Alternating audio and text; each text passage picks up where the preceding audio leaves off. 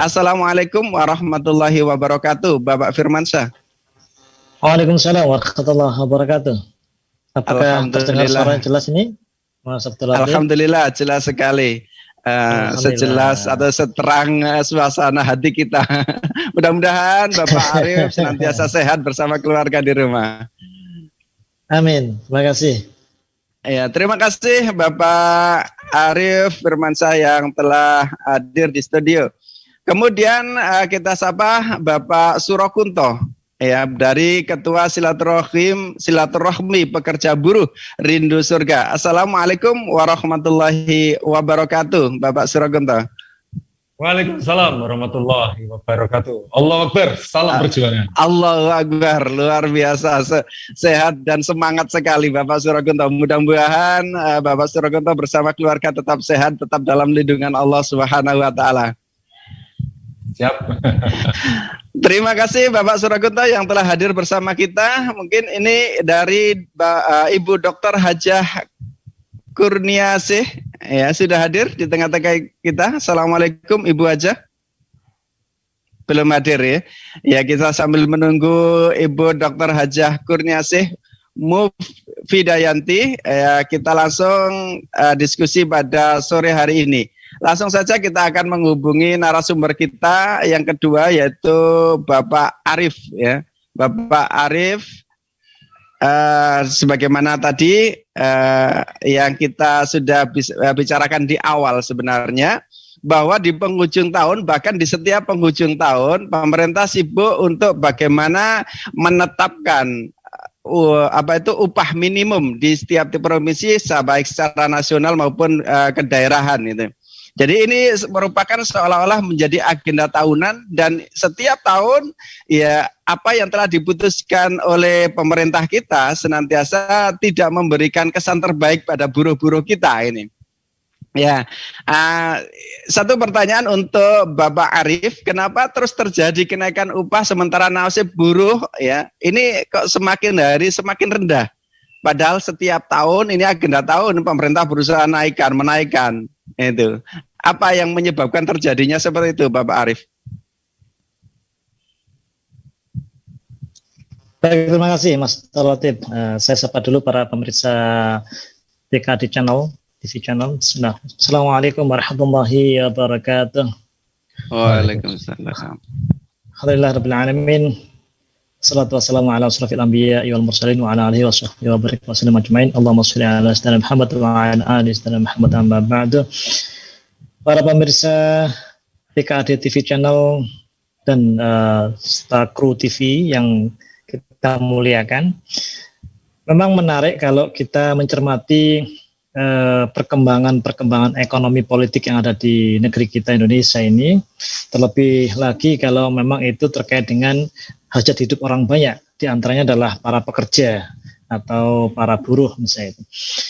Nah, lantas tentunya dikatakan pekerja atau buruh ini kan mereka dinilai sebagai kelas sosial yang paling banyak dan dominan menempati proporsi dunia kerja saat ini dibandingkan pengusaha misalnya. Dan lantas kalau kita cermati memang dari tahun ke tahun misalnya itu penentuan upah yang ditetapkan oleh pemerintah dan diperoleh oleh para pekerja ini memang selalu mengalami penyesuaian atau kenaikan UMP. Dan lantas kalau kita bicara mengenai fakta tentang kenaikan UMP ini, pertanyaan adalah kabar gembira atau ya kabar biasa-biasa saja atau bahkan kabar yang masih memprihatinkan. Ini kan harus kita cermati lagi. Memang biasanya kalau kita dapati mendengar istilah kenaikan upah, gaji upah kalau naik itu kan adalah sesuatu yang membahagiakan harusnya gitu ya. Akan tetapi fakta yang kita dapati kalau di Indonesia atau bahkan mungkin bisa di semua negeri di dunia ini, mereka menggunakan model upah minimum itu. Kalau dicermati maka kenaikan upahnya itu bukan selalu atau tidak selalu identik dengan kesejahteraan. kenaikan upah itu malah menunjukkan bahwasanya kehidupan para pekerja ini begitu minimnya, ya kan. Faktanya memang kalau dari istilahnya saja atau secara hukumnya saja, bahasa hukumnya kan upah minimum yang memang kalau kita cermati upah minimum ini dasar perhitungannya adalah living cost atau biaya hidup yang terendah.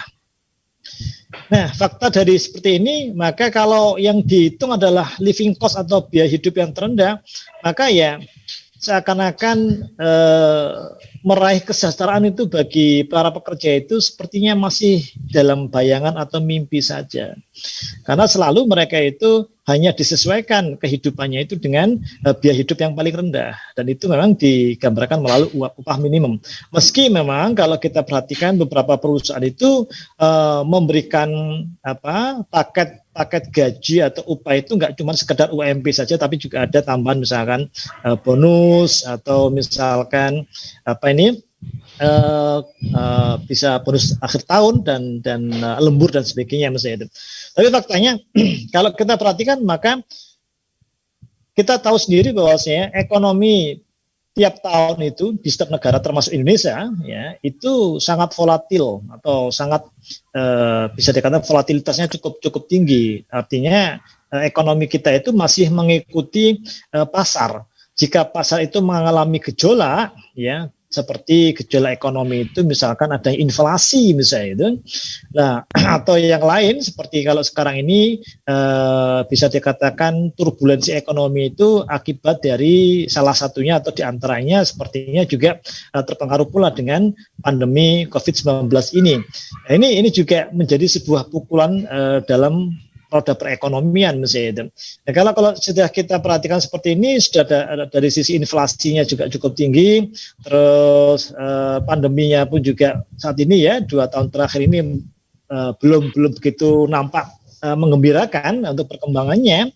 Lantas juga kalau kita perhatikan tata kelola ekonomi saat ini sepertinya juga tidak lebih baik daripada pemerintahan sebelumnya, sehingga kondisi buruh saat ini atau pekerja saat ini memang ya belum bisa dinyatakan mereka sejahtera. Jadi kalau sekarang UMP pun juga dinaikkan itu, kalau saya memantau dari media itu menunjukkan bahwasanya ini bagian dari melaksanakan Undang-Undang Cipta Kerja atau Omnibus Law. Yang kita tahu sendiri awal kali Omnibus Law atau Undang-Undang Cipta Kerja ini ditok oleh parlemen dan juga disahkan oleh eksekutif. Nah, ternyata faktanya kan masih banyak menimbulkan gejolak, bahkan di kalangan para pekerja pun juga mereka itu masih banyak mengkritisi terkait dengan isi Omnibus Law ini. Ditambah lagi turunannya sekarang ini, dan juga kalau kita perhatikan sempat kita membaca berita Menteri Tenaga Kerja ya itu juga sempat memberikan respon bahwasanya UMP di Indonesia itu terlalu tinggi, ya kan?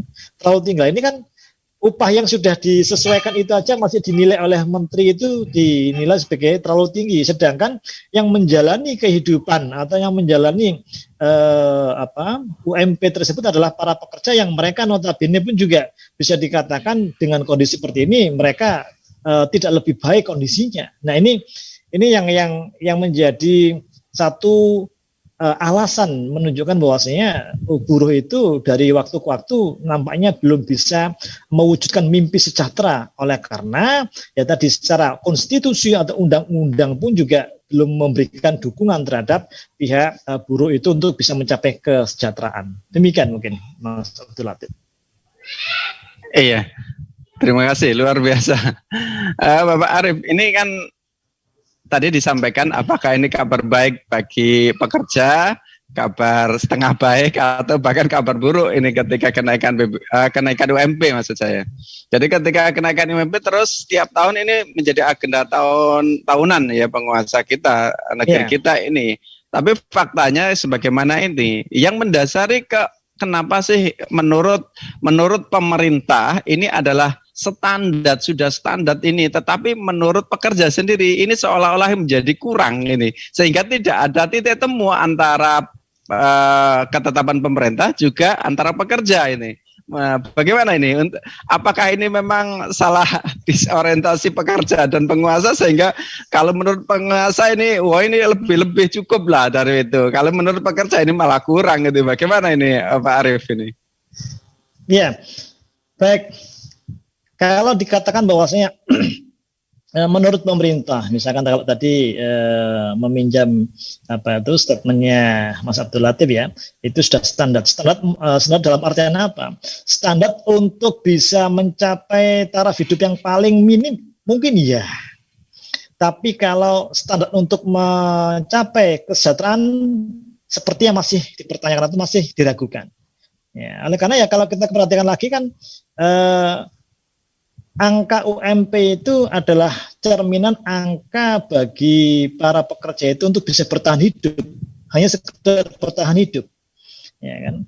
Nah kalau kita bicara mengenai bertahan hidup, berarti itu kan masih belum menunjukkan nilai-nilai kemanusiaannya dalam dalam UMP tersebut, apalagi untuk tadi kalau kita katakan meraih pemerataan kesejahteraan dan sebagainya. Nah ditambah lagi kalau kita perhatikan dalam penentuan UMP itu ya pertanyaan berikutnya, sudahkah memang sudah dihitung seperti kebutuhan primer anggota keluarganya itu sudah dihitung, ya kan? Karena memungkinkan satu kepala keluarga dia memiliki 2 orang anak atau lebih misalnya itu kan. Dan lantas kalau kita hitung lagi UMP ini lantas dia mau menghitung apa saja, memang faktor inflasi juga dihitung. Ya. Terus juga faktor-faktor yang lain seperti biaya hidup itu juga dihitung. Cuman pertanyaan berikutnya, ya kalau kita memang mengeluarkan UMP tersebut dengan nilai sekian, lantas pertanyaan berikutnya, apakah memang sudah itu tercukupi seluruh kebutuhan primer dari si buruh tersebut? Bukan untuk dirinya sendiri, tapi juga untuk yang ditanggung, yaitu siapa? Misalkan kalau memang mereka punya istri dan anak-anak misalnya dia.